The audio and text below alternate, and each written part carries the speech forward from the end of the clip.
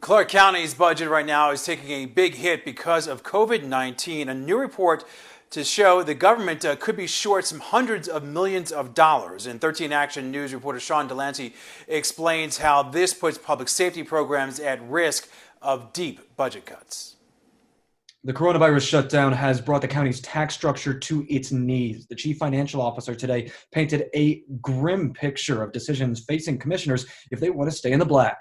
Empty streets, we're closed. The coronavirus shutdown squeezing everyone financially and leaving Clark County's chief financial advisor, Jessica Colvin's team, with a lot of work to balance the books. Since then, over the last 30 days, all hands have been on deck. She says in the remaining days of the 2019-2020 fiscal year, tax revenue to unincorporated Clark County will be cut in half, with the impact lasting well beyond. The current recovery curve is estimated for some industries to be up to 4 years. Others could be 12 to 18 months. The continued loss of tax revenue from room tax, sales tax, and other sources, leaving the total projected budget for the fiscal year 2021 $319 million short. Colvin says if spending from the general fund continues as is, we are forecasting a critically low shortage on cash in the general fund. So she proposed sweeping cuts to one-time expenses. Among them, $6 million fewer dollars to the detention center and $16 million fewer to Metro. At some point, absent of a timely and strong recovery,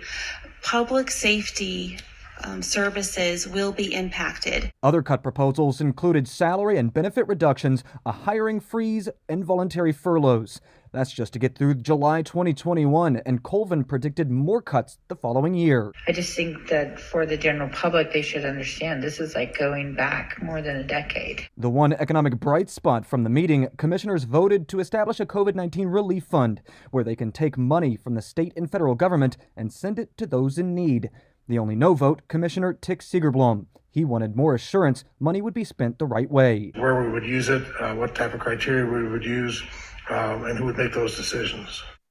Commissioners say existing aid like the CARES Act cannot be used to replace a loss of county tax revenue. They're hoping any new aid passed by Congress can help them through what could be a long recovery. Sean Delancey, 13 Action News.